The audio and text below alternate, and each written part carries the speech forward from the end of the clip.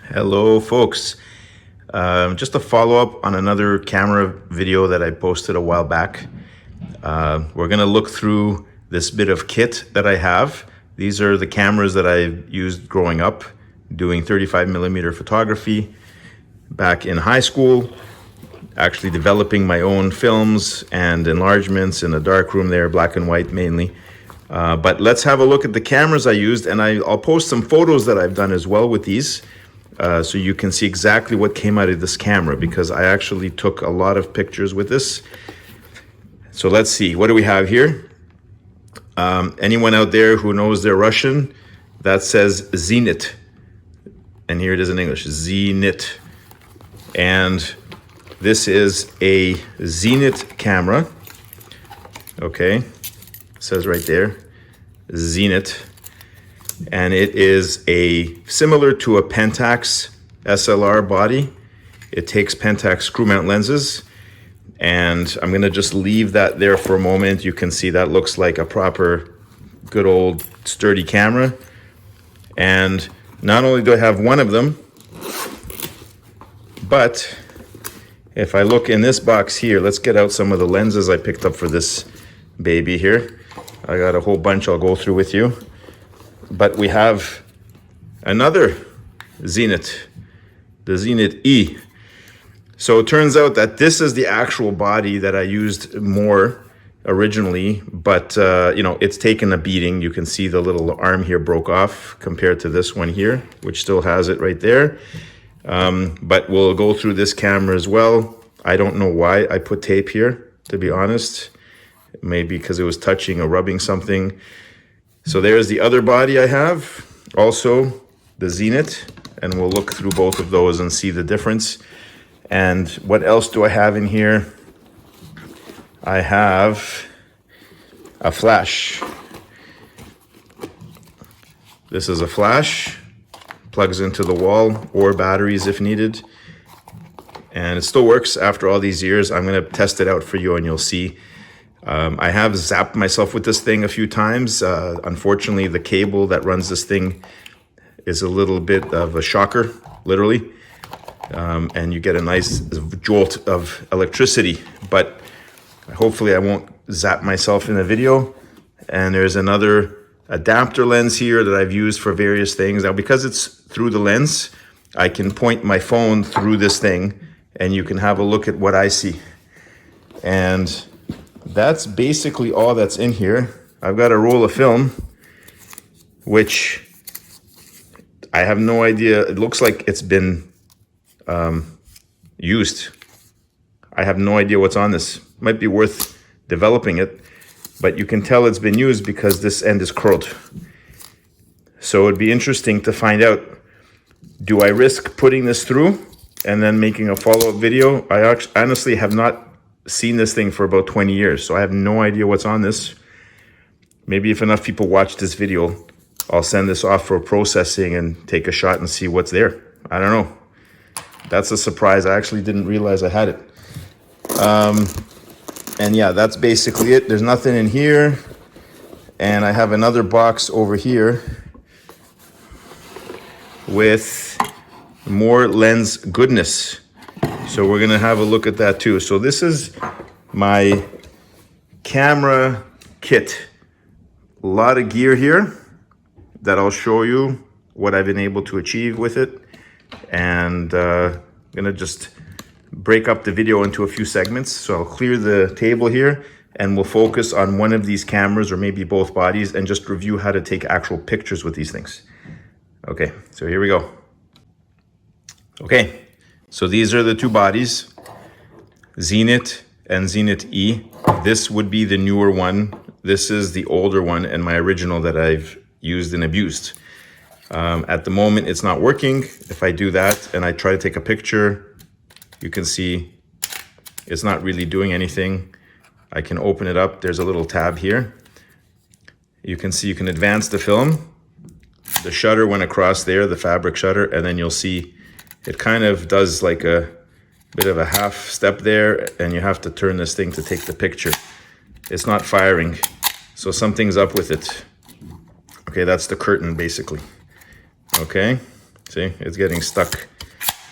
So that's not the way it's supposed to work. Whereas this one, I hope it works. I haven't played with this thing for about 20 years either, but do that, press the button, and that's on B setting bulb. That's why it's doing that. But if I do, let's say 60th of a second, you'll see, okay? 30th of a second, you'll see it also go by. All right, you saw that? Let's do it again. Quick. There, you can see through the lens. And if I put it on B, that will hold it down as long as I press this button. You can see the mirror has flipped up. It's an SLR, and now the mirror has dropped. The reason why you have a mirror is because your viewfinder here actually bounces off a prism in here, goes down and hits a mirror, and then comes out through the lens. So when you're setting up your shot, you're actually seeing what you're gonna have on your film because you're seeing through your lens and everything. But then when you take the picture, the mirror has to flip out of the way so light can hit the film, and then the mirror drops back down. That's why it sounds like that. You hear this big like chunk. Okay? We'll do it on 30 so you can hear it louder. Okay, that's the click. So let's try to understand. Now the cameras are pretty much identical. You can see there's not much difference. There are a few small variations. On my older one, this thing at the front broke off, and that's the timer. You can turn this thing here and then hit the button here, and you can see it rotates. Okay, and then when it's done, if I set up my shot here, when it hits the end, you're gonna hear it go click, click. See? Actually not at the end. Sometime in the middle, it does it for whatever reason. Anyway, that's the self timer. This one, the arm broke off, so don't know where that went. The front is about the same. There's this large selenium cell there. It's basically like a little solar panel. It detects light. We're gonna get into that in a minute. But otherwise, the cameras are pretty much identical, made in the USSR. There you go. Nice, built like tank, very heavy and fairly reliable. The other one was also made in USSR, but a little bit older and didn't hold up. But let's see how to use these things, okay? Leave that there. And just gonna get a close-up on this one, and we're gonna start figuring out a few things like how to load up the film and basically how to set up the shot, okay? Okay, so loading up the film is fairly easy. You pull up a tab here and that releases the back, okay? This thing here turns, pops up, and you can now put your film canister in here. You load it up in here. So I had that other film, which I don't know if it has been processed, not processed. I don't know if I've actually used it, but it does look like I've used it, and then I rewound it. But if I didn't rewind it, if I did rewind it, I should say, it should have been completely inside. So maybe I started using it and then removed it. I don't know. I don't have no idea whether this is, and if I use it now and I double expose everything, then I just ruined all the original picture. So I don't know what to tell you. Did I use this or did I not use it? Something tells me I didn't use it, because usually when you roll your film, you turn it completely and it winds right into the canister, and then you have nothing sticking out. So somehow I feel like I had this loaded in the camera and then removed it. I don't know. Maybe I had it in my older camera, and then when it started to fail on me, I took it out thinking I would put in this one. But anyway, the way this goes is you load it in here like that, and then it grabs onto the sprocket here, and then you pull this into here, okay? And then you close it basically like that, okay? And now it's loaded, okay? So that's the film. Now I'm not gonna actually use it up at the moment because I have no idea what I'm doing with this thing, if I'm ever gonna actually develop this film. But That's how it would load up. Okay. And I'm going to just reel this back in for a second here. If I should be able to turn this, there we go, and roll it in. So it's going to be interesting to find out whether I should use it or not. You can see it's torn there too. So maybe that's another reason I didn't wind it up all the way. Might have encountered difficulty getting it into the canister because of that tear. So I actually don't know. Good question. There's no way to find out but to develop it and then take your chances. Okay, once the film goes in, it closes, and then you obviously set your ISO. Now this film is 200, I believe. Yeah, 24 DIN, is that what that means? So you put this to 200, ASA, 200, and on this side, the DIN is 24, right? DIN. Okay, so once you've set your ASA of your film, you have now created a calculator which essentially matches up your f-stop, which are these numbers on the inside that range from 2 to 32, and your shutter speed, which ranges from 1/500th of a second here to 1/30th of a second, 1/15th, a 1/4, 2, that's 1 second, and then you got 2, 4, 8, and so on. Okay, and what you're trying to do is figure out which setting to use. So there's a small line right there that you can see. I'll zoom in on that right there. When I cover the window at the front here, the light meter, the selenium cell, it drops, and when I uncover it, you'll notice it pulls up. Okay, this thing here detects light, and depending on the light in this room, you can figure out what exposure setting. So right now, the amount of light coming in brings it to there. Now, if we were outside in the sun, it would swing over to here. What I want to do is turn this outer wheel until I'm on top of that line. Okay? If the line was higher, I would turn my wheel to cover the line there.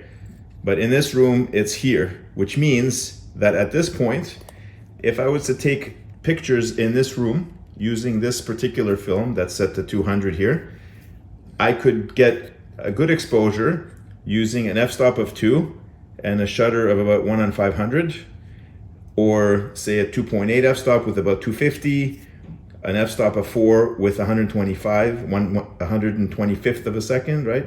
5.6 f-stop with a 60th of a second shutter speed, an 8 with a 30th of a second.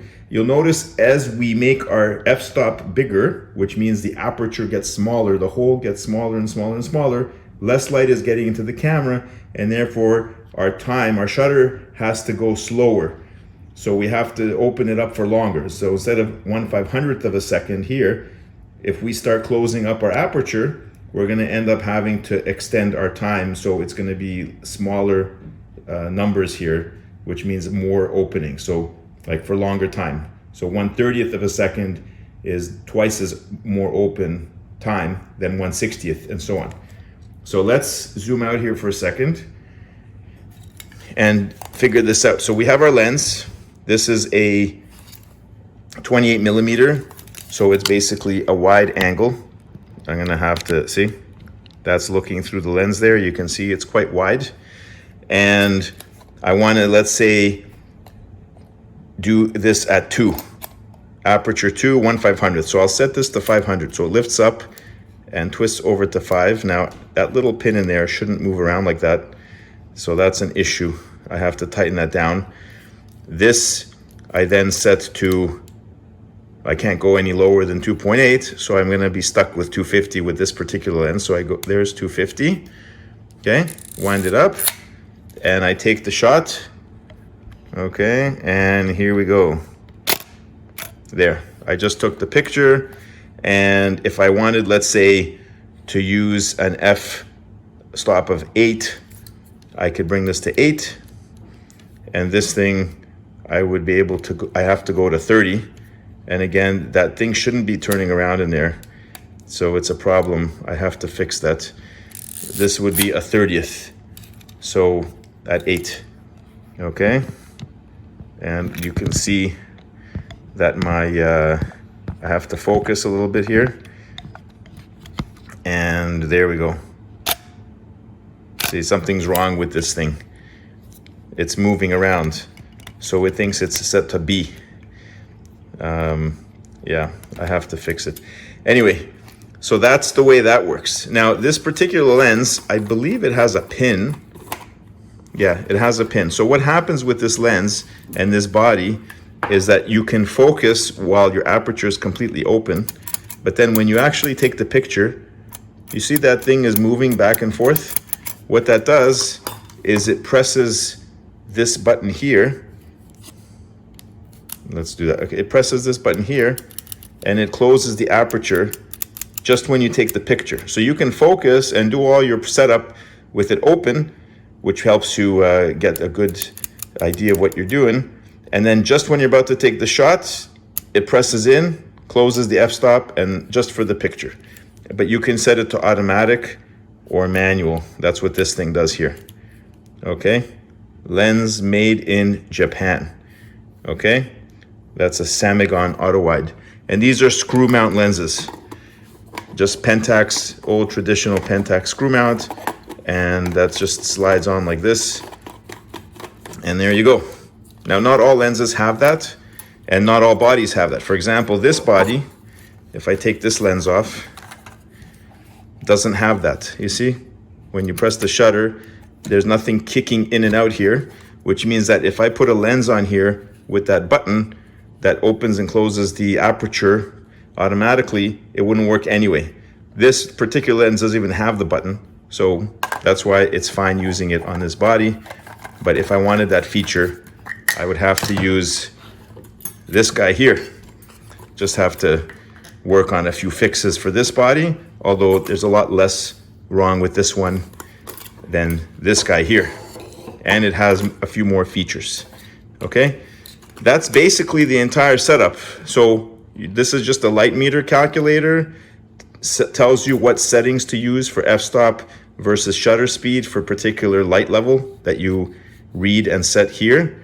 It's just a calculator. Once you know what settings, you're essentially just choosing what you want to do. You can either have aperture priority by, starting off with an aperture size that you'd like to use, depending on maybe depth of field that you'd like to have. And then you're going to adjust your shutter speed accordingly. Or the other way, if you decide you need to have a shutter speed take priority, you need to have 1/500th, or you want a nice smooth effect with blur and you want to lower the shutter speed, then you have to change your f-stop accordingly. So one is going to prioritize based on the type of shot you want to take, and then the next is going to fall in line to give you the right exposure. And that's basically all there is to it. The only other thing is this little guy here, which is your self-timer, which we talked about already. But that's it. When you want to rewind this thing, you switch this button over here to rewind, and then you can pull this guy up and rewind your film. And that's all there is to this camera. So I'm gonna go through some of the lenses next. All right, so I've pulled out a whole bunch of accessories here. This is the second body that I showed you that's in a better shape. And what I've done here is I've connected up a flash. This is an external flash that hooks up to this boot, and you plug this little wire into this little port at the front here, okay? And that's what basically zaps you all the time, because it's not a very good connection there. And it's right now plugged into the wall, but you can put batteries in this thing. You can see right here, there's an opening, and it'll take a few batteries. If I can just get into this thing. There we go. And you slip some batteries in there. Looks like it takes a couple AAs, right? 1.5 volts each, 3 volts. There's a humongous capacitor in there, that big gray thing there. And this flash is probably in the range of 40 to 50 years old at this point. So it's all loaded up. And here we go. Okay, still working. Now I can fire it off here too. See? Just have to be careful with this thing, because like I said, I've been zapped by this before. That capacitor holds a lot of charge. And when it doesn't go through that bulb, it goes through you, it hurts. Okay, but that's it there. There's a little bulb in here. Where is it? There's a little tiny, oh, here. Right there, you see it glowing red? That means that it's loaded up. So even if it's not plugged in, this is now charged up. The capacitor in there is charged and glowing red. And you can still take a picture with the flash. Sorry, I have to load it up. Here we go. See? And now it is no longer red. You see? And so if you had batteries in here, it would charge up again. It would take a little while longer though. With a obviously plugged into the outlet, it charges right away. And therefore, I don't know why you'd need this, to be honest. Like you'll be tethered to the wall if you use this, but it's obviously an option. So interesting. But that's the external flash, sorry. Okay, and you could set the sync on the flash. There's an M, F, and an X here, which I guess sets how much of a delay there is between when the flash goes off, because some of them go faster than others, okay? And there's also a calculator on top here, which gives you, also you set your ASA on your film, right, to 200, and then it'll tell you for your distance, you know, kind of what it'll change the, you know, what you should be changing your settings for. I'm not exactly familiar with the flash usage, but obviously this light source now changes your exposure significantly. So you need to compensate by looking at how much light is coming off of this thing to what distance and so on. So you're not gonna really depend on your light meter the same way, okay? So that's the flash. Now I'm gonna unplug this safely, stow it away. It's still charged. So I'm gonna just fire off one more here. Okay, and it is discharged. I can touch this safely now without zapping myself. Slide it out of the boot. But this thing is still working 50 years later. Quite surprising for this thing to have still been in function so long after. But they built these to last, I guess. It's crazy. Okay. Yeah, and you can adjust your flash. You can make it vertical, sideways, whatever you want, okay? I'm not sure what this is. I think it changes the voltage or something. I don't know, weird. Or it just blocks your cord from going in. I'm not sure. Okay, on to other accessories. Give me a minute to clean up this mess and we'll try to get the lenses in front here. Okay, so we have a few other lenses. Let's go through these. So this is a 58 millimeter, and 2 means the lowest f-stop is 2. It's a simple lens, a little bit dusty. I'm gonna have to clean these off. But yeah, Helios, I don't know who makes this thing. Made in USSR, okay? And I believe this is the one that came originally with this camera that says made in USSR, but you're down to f-stop 2. It has the pin. So, sorry, I have to set this to automatic or, right? Manual automatic, A and M. When I do that, oh, 2 doesn't do anything because it's the biggest opening. Sorry, I have to switch it over to 16 here. At 16, see, if it's in automatic mode and I press the pin, it will close it down for the shot. So that works with this body here, which is the more advanced one. This is the made in USSR body that it says right on the bottom here, made in USSR. This, I believe, came with this originally. You can even see that logo, whatever that is the same logo here. So, and that's why this pin comes with it, because it's using that feature. But otherwise, it's basic lens. You know, you have your focus. This will focus down to quite a small distance, and this will focus out to infinity in meters, and you have your f-stop from 2 to 16. Not the biggest range. I've seen f-stops going much higher than that, but that's basically it. And if I set it to manual, if it's in manual, it closes it down. It doesn't use the pin, okay? Next, I bought a telephoto a while back. This is a Eitna Rokunar Auto Zoom f3.5 60 to 130 millimeter lens. And this is quite a beast. I took a lot of telephoto shots with this guy. There's 135, and then you can, or is that the focus? Or no, this is the telephoto here. See, 135, and this is 60. And then this is the focus, okay, for that.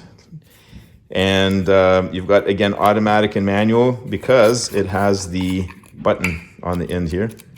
Okay, you can set, again, the f-stop. It goes from 3.5 to 22. Okay, and when it's in automatic mode, the pin causes it to shut down. And that's it. Beautiful. And it has a shield here, a light cover, so it protects it from the sun, because you know the angle of this thing, the light can bounce around there. So another made in Japan lens. I think it had an inclusion in it. One of these lenses had a bubble. I don't think it was this one, but it wasn't really noticeable on the shots, but it was definitely something that I needed to contend with. This thing here is not really sure what it is. It's actually a couple of parts here. This is a teleconverter. It makes everything double. So if I have a 35 millimeter and I put this in between, let's say I take a lens, sorry, and I put it on here, it basically doubles the lens. And it has a pin, so it'll actually pass through. So it can be used with lenses that have this feature, because this will connect. You see, when you press on this, it'll make that thing move, which will then make this thing move. So it'll transfer that from the camera. Okay, and by using different combinations of this with this I've used to kind of mess around with the optics, and it would create a weird effect. If I put it on this end, you know, it also has the pass through, by the way.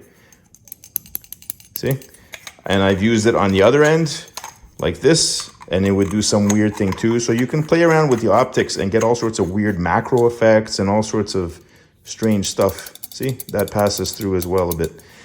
So that's what that's for. And then, here, let me just put this back on here. So it just, because it's all see through the lens, you can play around with it and get all sorts of weird results and see what you get, okay? And then here, another one, another lens. I don't know what this is. 37. So it's also, says Mir in Russian there. And this also is so it's a nice wide angle 37, and it's old school. It doesn't have the pin. You have basically your f-stop from, it should be 2.8 here, but it's having a hard time getting there. There, 2.8, all the way up to 16. And is it doing anything? Or is it broken? I don't see anything changing in there, actually, to be honest. So I wonder if this thing has bit the dust, because I don't see a pin to push it to make that thing go. And there's no automatic manual setting. So I wonder, I think this one probably is dead. You have focus here. Oh, hold on, something happened there. What exactly is going on? That's very weird.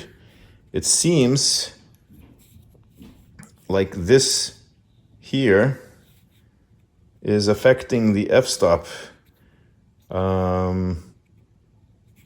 which it shouldn't be. Why is this focus ring doing that? If this is on the camera, this is focusing, and this is changing the f-stop. Okay, hold on. Maybe if I go to 2.8. Oh, I see. Okay. Now I understand. Strange. But basically what you do is, when it's on the camera, this doesn't move. This here turns, and this outer wheel essentially lets you go from one extreme to the other. So it basically goes, you have to turn it all the way manually to actually reach your f-stop. If you set it to, let's say, 4, you turn it like this to get to 4. If you set it to 16, you got to turn it like this to get to 16. So you have to remember, for every shot, once you set up your F, you have to turn this down just before you shoot. So you can do what you need to do and then go like that. Strange system, I don't know, kind of weird to do that. And then finally, we have this thing. I also have another ring adapter here. So I played around with a lot of these to do stuff. But this is a bellows, and it's essentially like this tube that I have here, okay? But it will allow you to put a lens on here and stretch it out and do whatever you want. So you can roll this thing forward, you see, and make it a really long length, or you can make it smaller. Again, a lot of special shots. So I might put a couple of these on the lens, on one of these cameras, and we can see what it looks like through the lens and just play around with it. It's just experimenting, that's all. Okay, so I've assembled this sort of bellows thing with one of these wide angle lenses, just to show you kind of some screwy things that you can do with this thing. So let's zoom in on the, I'm gonna zoom in on this, and we're gonna have a look through the lens here and see what shows up. There we go.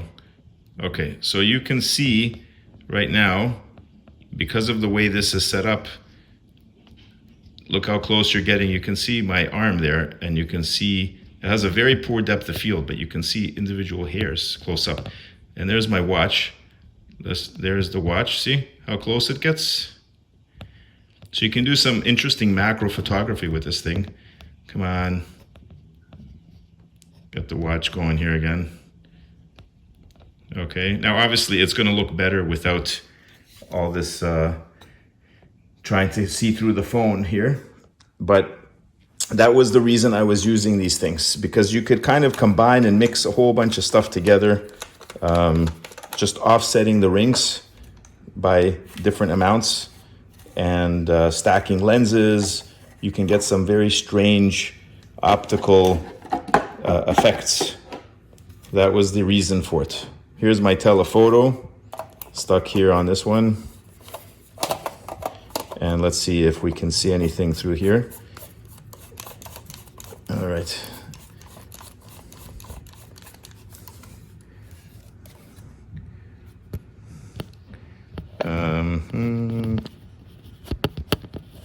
Not getting anything at the moment. Let me try to focus closer because it is set to infinity here. Any luck? Oh, something's happening there.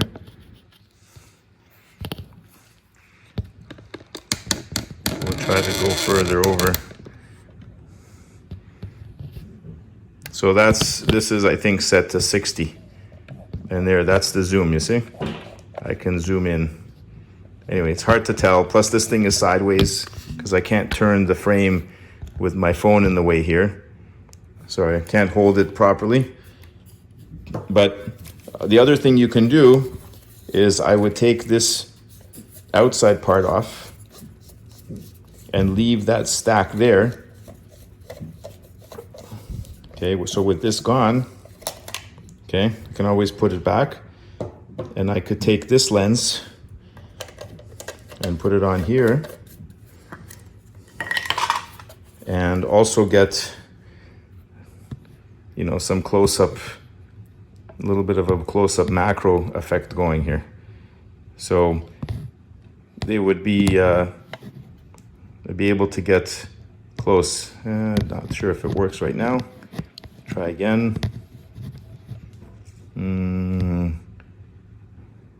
There. That's somewhere in here is a sweet spot. But again, I can't seem to line this up properly with my camera. But The whole point is to have fun, experiment with all these lenses and attachments. And because it was all see through the lens here, that's the mirror, by the way. You can see it should flip up. This is the one that's broken, so I'm not expecting much from it. Yeah, see the mirror popped up there for a second? We'll do that again. The mirror is gonna pop up. See, pops up, shutter goes across right there, and then the mirror drops, okay? So I wanted to show you some of the photos taken with the Zenith camera. So here you have just some kind of a circuit board with a backing light on it. It's hard to get the focus and the reading on it, but that's an experiment I did. Long exposure, just basically shorting a battery or something out and then just seeing sparks flying from the wires every time they contact it. So this is a long exposure in the dark. Probably had the aperture closed down all the way, and I put it on bulb. So I just held down the shutter so it's open, scratched the wires together, and then let it spark, and then eventually stopped it and tried to hopefully got the right exposure. Another long exposure, same idea, a light. Either I moved the camera around or I moved the light around, but just basically long exposure with the f-stop probably at 22 or closed down quite a bit, not to flood not to overexpose. Another long exposure with the globe spinning, so it looks blurry. Regular shot here, I don't know exactly what I took here. There's something in the middle of the frame. That's me. You can see in the reflection there. I'm going to zoom in. That is the Zenith. Now this balloon didn't reflect very well, so it came out pretty fuzzy. This is off of a television screen from the famous movie Metropolis. Kind of macro close-up photo of a rose. You'll notice the f-stop, by the way, was quite open. The small f-stop, short depth of field, that's why the background's blurry. Just a picture of a building. I believe it's in Chicago. Again, Chicago, more Chicago, Chicago, Chicago. And yeah, just Chicago photos. Some kind of a stock market. I'm not sure where this is, either Chicago or New York. You can see it was long exposure. Well, not really long, but because it was not very bright inside, I had set it so that you could see people moving. So you get the effect that, it's a busy place. Here is, I'm not sure exactly where that is, but you can see I had the depth of field set so that the background was in focus and the foreground was blurry. So I think my f-stop was probably quite open as well. Low f-stop. Another picture of some buildings. Yeah, that looks like Chicago. I think they're all Chicago. Radio museum or something, radio television museum, Sears Tower, or John Hancock building. I'm not sure what it's called now. Again, more photos,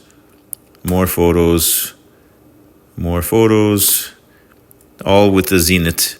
That's using a telephoto or some kind of, I don't know, I put some lenses together and took a picture of the sunset.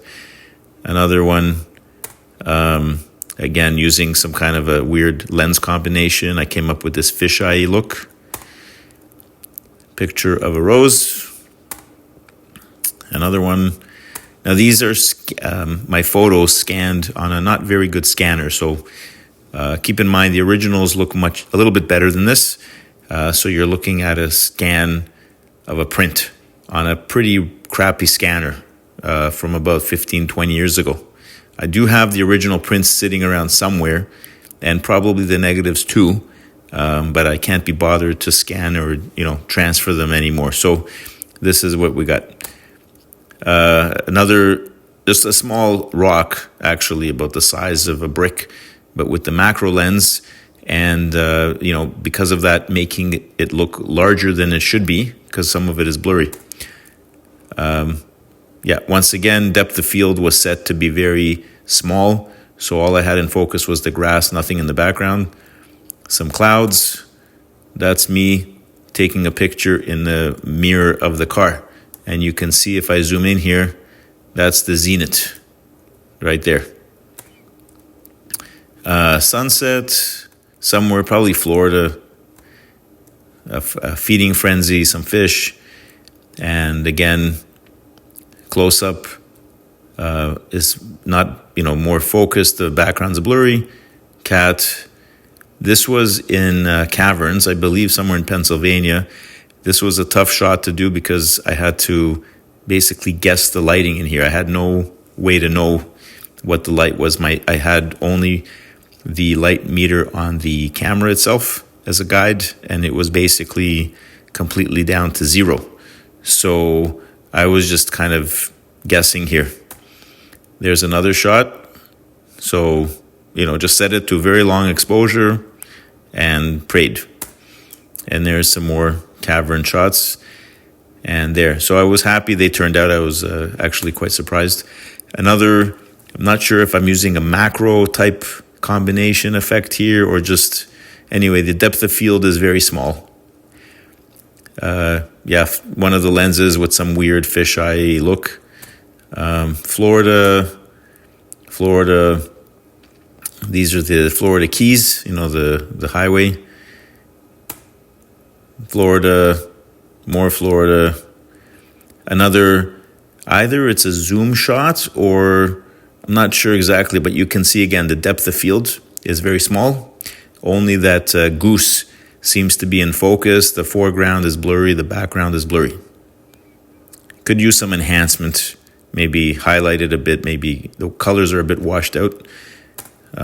This is a long exposure, and you can see, I believe, I either moved the camera or the moon itself moved, but I don't think it moved that much. So it's probably me moving the camera by accident as I was holding down the button, and it kind of created a line like that. The moon is stretched out there.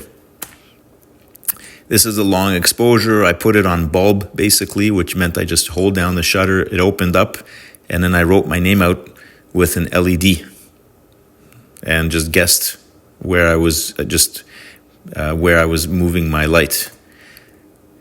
Telephoto through kind of a lens effect there. Vignette. That is the Chicago building that I took before, but I printed it in black and white, and that's a scan of the print. That was developed in the high school darkroom using the negative from my color photo. Another development from in high school using black and white print paper, but this was shot in color originally. It's just a long exposure shot on an overpass. So you see lights from cars passing by. I did shake the camera a bit during the shot. That's why the background looks very jaggedy and up and down. And even that airplane trail in the sky there looks a little bit jaggedy. Long exposure of a metronome. And you can see that the metronome was moving and it's tracing these arcs in the air there. This is, again, a print from a negative in the dark room at the high school using black and white paper. Tent caterpillars, and some more flower shots using my lens with some extra attachments to make it kind of macro-y. That's just lichen on a rock. That's downtown on the Skyway, I think it's called, towards the CN Tower in Toronto. Just a picture reflecting off of my mother's glasses, getting a picture of my dad holding his finger up to the sun. That is, again, just some kind of moss or lichen on a rock. Rainbow. Another close-up of flowers using just combination of those lenses I showed you. This is a long exposure of the starry night.